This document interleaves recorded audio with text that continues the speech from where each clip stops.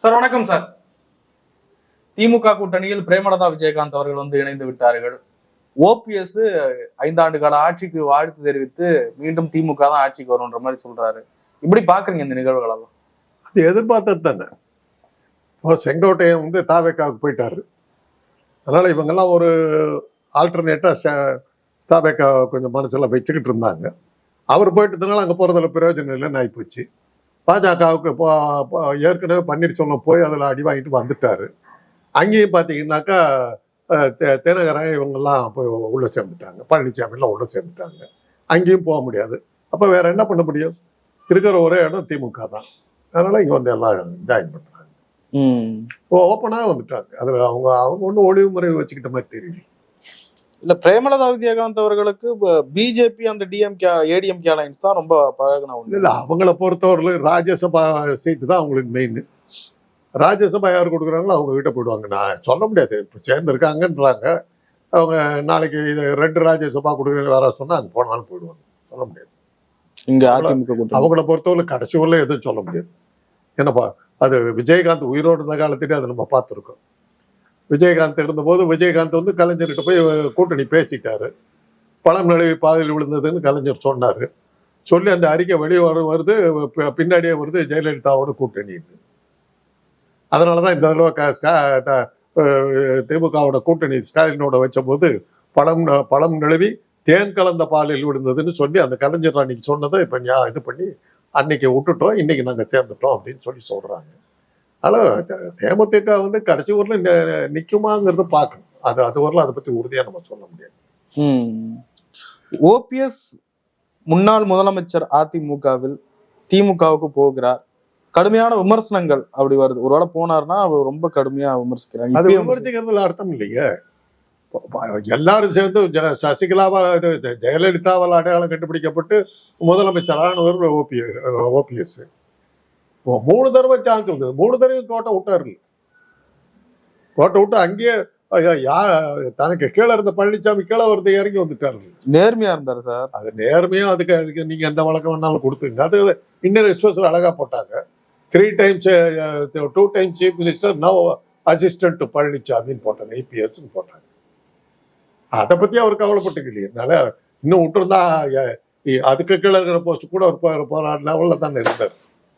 அது மாதிரி தானே இருந்தார். அதனால அவர் நிலைமையை தக்க வச்சுக்காத ஆள் அவர். அதுல அரசியல் அது ரொம்ப முக்கியம். அந்த வகையில தான் பழனிசாமி வெற்றி அடைகிறார். கொடுத்த இடத்த விடலையே, இன்னைக்கு வரல விடலையே. அந்த ஒரு ஆளுங்கட்சி தலைவராக இருந்து முதலமைச்சராக இருந்துட்டு எதிர்கட்சிக்கு அது ஏதோ ஒரு பதவியில் உட்காந்துக்கிட்டு இருக்காருல்ல. அரசாங்க பங்களாவில் குடியிருந்துகிட்டு இருக்காரு. அந்த சாமர்த்தியம் அவருக்கு இருக்குது. யாரை பிடிக்குமோ பிடிச்சி சின்னத்தை வாங்கிட்டாரு, தலைமை கழகத்தை வாங்கிக்கிட்டாரு, எம்எல்ஏக்களை கூடவே வச்சுக்கிட்டாரு, கட்சியை தான் கிட்ட தானே வச்சுட்டு இருக்காரு. அதில் தொண்டர்கள் இருக்காங்களாங்கிறது வேற கேள்வி. கட்சி நிர்வாகிகள் பூரா அவர்கிட்ட தானே இருக்காரு. அந்த சாமர்த்தியம் பன்னீர்செல்வத்துக்கிட்ட இல்லையே. முதலமைச்சர் பதவிக்கு மேல என்ன பெரிய பதவி இருக்குது? அந்த பதவியில் இருந்துக்கிட்டு அவரால் எல்லாத்தையும் ஒருங்கிணைச்சு சேர்த்துக்கிட்டு போக முடியலையே. அப்படிப்பட்டவர் திமுகவில் கொடுக்குற போஸ்ட் வாங்கிட்டு இருக்கிறது என்னத்த அதில் கௌரவ குறைச்சல் என்ன இருக்குது? அதில் என்ன விமர்சனம் இருக்கு? இதுக்கு முன்னாடி ஒரு போல் என்ன விமர்சனம் பண்றதுல அர்த்தம் இருக்குது? அவர் தான் எந்த இடத்துல வேணாலும் இறங்கி இருந்திருக்காரு.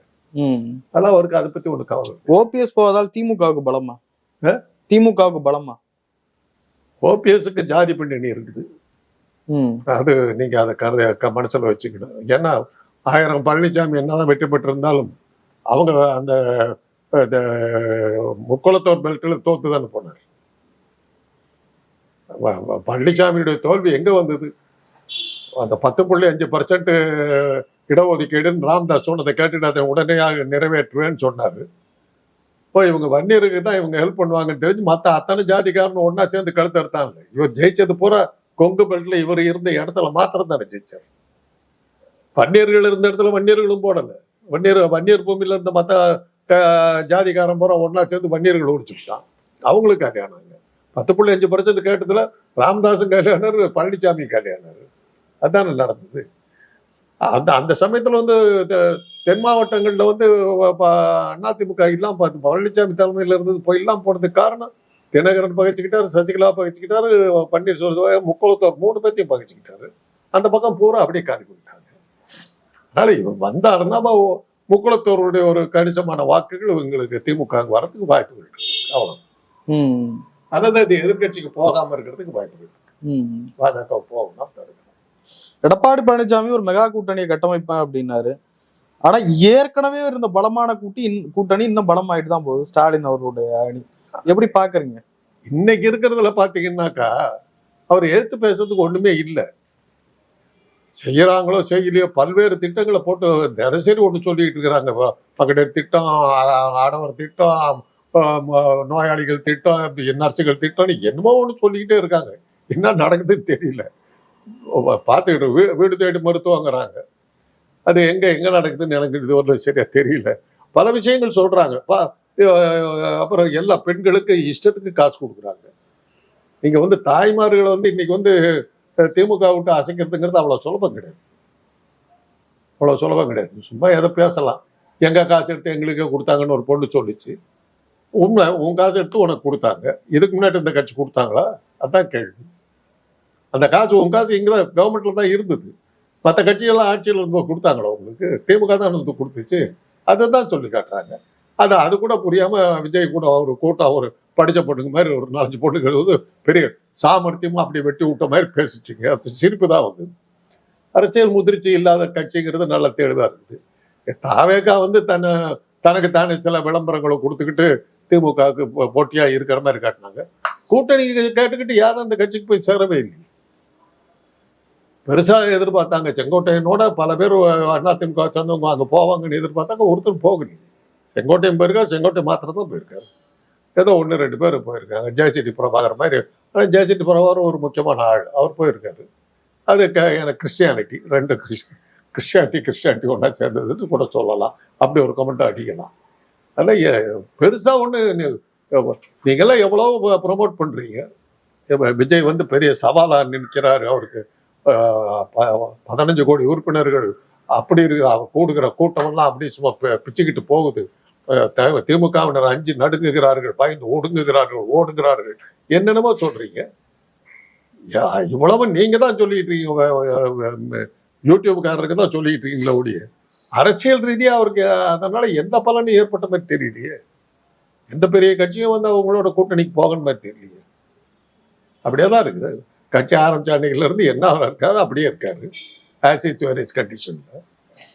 ஏன் அவர் பக்கம் யாரும் போக மாட்டாங்க, ஸ்டாலின் பக்கம் நம்பி போறாங்கன்னு நினைக்கிறீங்க? விஜயனுடைய போக்கு ஒண்ணுமே புரியல. எந்த ஒரு அரசியல் நிகழ்ச்சிக்கு அவர் விமர்சனம் பண்ணல, அதுல பங்கெடுத்துக்கல, அதை எதிர்த்தோ ஆதரிச்சோ எதுவுமே அவர் பேசலையே. ஒரு budget, central budget, state budget 2 இருக்குது. அதை பத்தி அவருடைய அந்த கட்சியினுடைய கருத்து என்ன? ஆதரிக்கிறாங்களா, எதுக்குறாங்களா? ஆதரிக்கிறது எந்த கருத்துக்களை எல்லாம் ஆதரிச்சாங்க, எந்த கருத்துக்களை எதிர்த்தாங்க? அதெல்லாம் ஒரு அரசியல் கட்சிக்கு தேவை இல்லையா? ஒரு அரசியல் கட்சியை அவர் இன்னும் நடத்தவே இல்லையா? எங்க போனாலும் எனக்கு கூட்டம் போட்டால் எனக்கு அனுமதி கொடுக்க மறுக்கிறார்கள், எனக்கு 1000 கட்டுப்பாடுகள் எல்லாம் விதிக்கிறாங்க, விஜய்னாவே பயப்படுறாங்க. இதைத்தான் எல்லா மீட்டிங்லையும் பேசுறேன். எவ்வளவு நாளைக்கு இதை பேசிக்கிட்டு இருப்பேன்? வேற என்ன பேச 2 மீட்டிங்ல? அப்புறம் என் கூட்டத்துக்கு நான் போனதா இருந்தா இவர் கட்டுப்பாடு விதிக்கிறாரு. போலீஸுக்கு இவர் சொல்றாரு, எனக்கு இப்படி எல்லாம் கொடுக்கணும், ரோட்ல ஒரு பயம் வரக்கூடாது, ரோடு எல்லாம் காலியை பண்ணிடணும், காலி பண்ணிட்டு நான் வரும்போது நான் மாத்திரம் வரணுங்கிறாரு. அவரை கறியில் வரலாம் ஜனநாயக நாட்டுல. அடிப்படை ஞானமே இல்லாம போறது, அதெல்லாம் பார்க்கும்போது அவருக்கு அடிப்படை ஞானமே இல்லைங்கிற மாதிரி இருக்குது. அல்லது தெரிஞ்சு வேணும்னு செய்கிறாரா என்னமோ. அமித்ஷாவினுடைய மிரட்டலுக்காக அவர் அரசியலுக்கு வந்திருக்காரு, வெளிப்படையா எல்லாத்துக்கும் தெரிஞ்ச விஷயம். அமித்ஷாவை பாக்குறாரு, இவரும் ஒன்றும் சரியா வர மாதிரி தெரியலங்கிறதுனால செங்கோட்டையனை கூப்பிட்டு அங்கே போய் சேருன்னு சொல்லிட்டாரு. அவர் அதுக்கு இந்த மாதிரி போய் சேர்ந்தாரு. செங்கோட்டையை சிங்கம் மாதிரி சுத்திக்கிட்டு இருந்த செங்கோட்டையை நீங்க சுண்டலி மாதிரி கிடக்குறாரு, அட்ரஸ் இல்லாம கிடக்குறாரு. என்ன தமிழர் அவர் போய் அவராலையும் ஒன்றும் பண்ண முடியலையே. அவரை ஜெயலலிதாவுக்கே வழிகாட்டின்னு பெயர் வாங்கினவர் செங்கோட்டையன். அவராலேயே ஒன்றும் பண்ண முடியல. அப்புறம் என்ன பண்றது? ஆனா அவருக்கு அரசியலுக்கு வந்த மாதிரியான அறிகுறிகள் எதுவுமே இல்லை. ஒரு தீவிரமான அரசியல்வாதியாவா அவரை பார்க்க முடியலங்கிறதுனாலதான் யாருமே எட்டு கூட பார்க்க. உதிரி கட்சிகள் கூட போய் சேர மாட்டேங்க. ஒரு 10-15 கட்சிகள்லாம் இருக்கும், அவங்கெல்லாம் கூட போய் சேர மாட்டேங்க. ஸ்டாலின் அவர்களுடைய ஸ்ட்ராட்டஜிஸ் எல்லாம் எப்படி பாக்குறீங்க சார்? செய்யறாங்களோ இல்லையோ, தினசரி விளம்பரத்துல இருக்காங்கல்ல,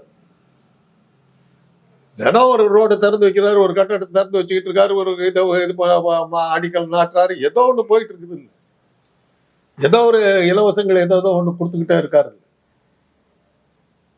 செய்திகள் வந்துகிட்டே இருக்குல்ல.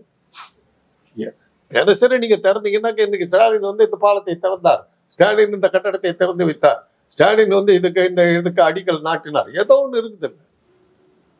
சோ அரசாங்கம் இயங்குறதுக்கான அறிகுறிகள் தினசரி நம்ம பார்க்கிறோம். அந்த வகையில பார்த்தாக்கா கலைஞர் வந்து பேச்சு எதிர்கட்சிகளுக்கு பதில் சொல்றது அந்த வகையில தான் ஹெட்லைன்ஸ் வாங்கிட்டு இருப்பாரு. இவர் செயல்களை செஞ்சுக்கிட்டு வாங்குறாரு. இந்த மத்திய கேள்வி திறந்து வச்சிருக்காரு.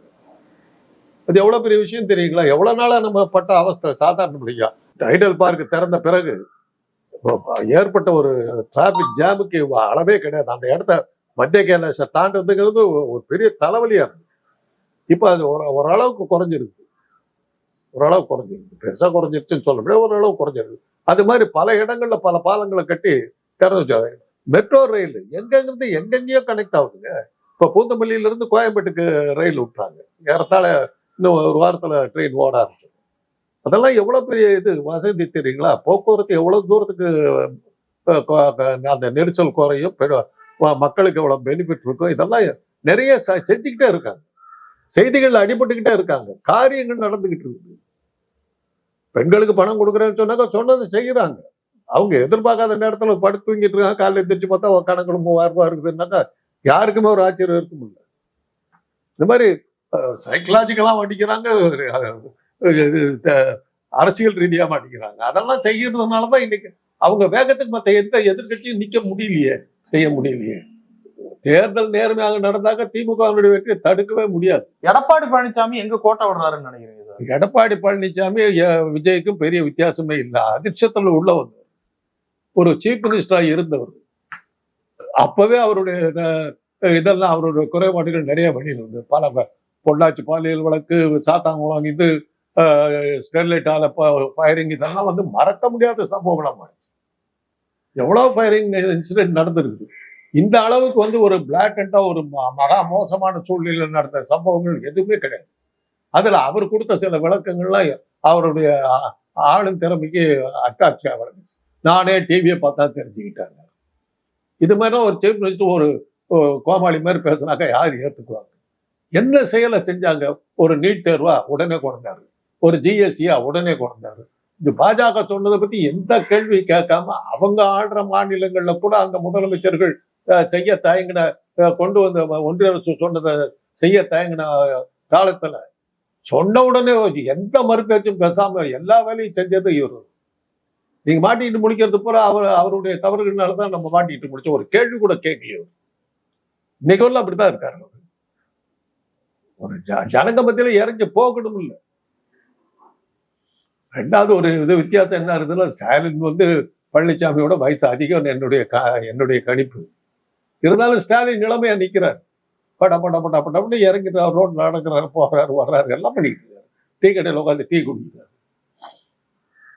இதுக்கும் அரசியல் பாப்புலாரிட்டி என்ன? இதெல்லாம் வந்து நம்ம ஊருக்கு அந்த பாப்புலாரிட்டி தாங்க எடுக்கணும். எம்ஜிஆர் எப்படி இது பண்ணாரு?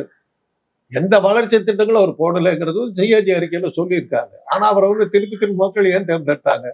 ரோட்ல போயிட்டு இருப்பாரு, யாரோ ஒரு கிளவி பூ ஊத்துக்கிட்டு இருந்தாங்க, உடனே வண்டி நிறுத்தோட அந்த பூவை வாங்கிட்டு அதுக்கு 100 ரூபாய் கொடுத்துட்டு அதை போட்டோ எடுத்து உடனே பப்ளிஷ் பண்ணாரு. இப்படி இந்த மாதிரி தனித்தனியா ஒவ்வொருத்தருக்கு பண்ணி பேரை வாங்கி வள்ளல்ங்கிற பேரை வாங்கிட்டு அப்படிதான் அவர் நின்னார ஒழிய ஆட்சியில் வந்து திறமையான ஆட்சி பண்ணாருங்கிறதுக்கு அவர் திருப்பி தேர்ந்தெடுக்கப்படல. ரெண்டாவது, அன்னைக்கு கலைஞருடைய செல்வாக்கு கொஞ்சம், அவருடைய நடவடிக்கைகள்லாம் மக்கள் மத்தியில கொஞ்சம் சில வெறுப்புகளை உண்டாக்கி அந்த வெறுப்பை நல்லா பயன்படுத்தினார். வெறுப்பு அரசியல் வந்ததுதான் எம்ஜிஆர். காரியங்களை செஞ்சு வரல. பட் அதே மாதிரியான சூழ்நிலை இப்ப வந்து பழனிசாமிக்கு அமையல. ஸ்டாலின் மேல வெறுப்பு அரசியல் கொண்டு வர முடியலையே. அவருடைய மகனை கொண்டிருக்காரு. மகன் வந்து தாய் 8 அடி பாய்ச்சா குட்டி 14 அடி பாய்க்கிற மாதிரி ஸ்டாலினோட ஒரு உதயநிதி வேகமா இருக்காரு. செயல்பாடுகள்ல எந்த வகையில ஒரு குறை வைக்கல. விளையாட்டு வீரர்களுக்கு ஒரு பல்வேறு வகையான திட்டங்களை கொண்டு வர்றாரு. ஒன்றும் குறை சொல்றதுக்கு வழி இல்லாம போச்சு இல்லை. இன்னும் சொல்ல போனா உதயநிதியுடைய சில அரசியல் கருத்துக்கள்லாம் அகில இந்திய அளவில் வந்து விவாதிக்கப்படுற அளவுக்குள்ள அவருடைய பேச்சுக்கள்லாம் இருக்குது. அங்க தன்னை ஒரு தலைவரை எஸ்டாப்ளிஷ் பண்ணிக்கிட்டார். குடும்ப அரசியல் சொல்லி என்ன பிரயோஜனம்? அந்த ஆளு ஒன்றும் சோட போகலையே. அதுதானே பாயிண்ட். நீங்க தான் கொண்டு வர்ற பசங்களை எல்லாம் கொண்டு வர்ற. அப்புறம் இப்போ பன்னீர்செல்வத்தினுடைய மகன் வந்து எம்பியா இருக்காரு. யாருக்காக தெரியுமா? ஏதா பேசியிருக்காரா? சும்மா குடும்ப அரசியல் திட்டத்துல என்ன இருக்கு? உங்க பசங்கள்லாம் வரணும். இப்போ நேருவுக்கு பிறகு இந்திரா காந்தி வந்தாங்க. நேருவுக்கு ஈக்குவலா நின்று, இன்னும் சொல்ல போனா நேருவோட சக்தி வாய்ந்த தலைவியா மாறினாங்க. இப்போ ராகுல் காந்தி இருக்காரு, பிரமாதமா போயிட்டு இருக்காரு. இப்போ வாரிசு அரசியல் தான், பேச்சு என்ன பிரயோஜனம்? அவருக்கு பதில் சொல்ல முடியலையே மோடியால். மோடிக்கிட்டு இருக்க ஒரு ப்ளஸ் பாயிண்ட் என்னன்னா வாரிசு அரசியல் இல்லைங்கிற தவிர வேற என்ன இருக்குது மோடிக்கிட்ட? இல்லை, இன்னைக்கு ட்ரம்ப் கிட்ட மாட்டிக்கிட்டு முழின்னு முடிக்கிறாரு. நாட்டையே கொண்டு போய் ஆபத்தில் விட்டாரு. என்ன பண்ண போறீங்க? ஸோ நீங்க தான் சொல்லணும். நாங்கள் எங்க காலம் முடிஞ்சு போச்சு. இளைஞர்கள் என்ன பண்ண போறீங்க? ஒன்றும் புரியல. நிறைய விஷயங்களை பகிர்ந்து கொண்டே ரொம்ப நன்றி சார்.